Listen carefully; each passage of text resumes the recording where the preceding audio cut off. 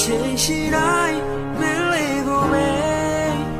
လွမ်းခဲ့ရသူပါပြန်ဆုံးခဲ့ရင်နေမပြောင်းလဲနေတော့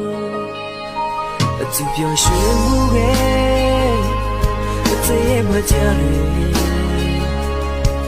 ရင်မသိစိထားတဲ့အမြဲတမ်းမမေ့ခဲ့ဘူးလေယုံကြည်တဲ့မင်းချင်နေပဲဘဝခုတီဆောင်ပဲဝေးရချင်ငါ့ကိုမမေ့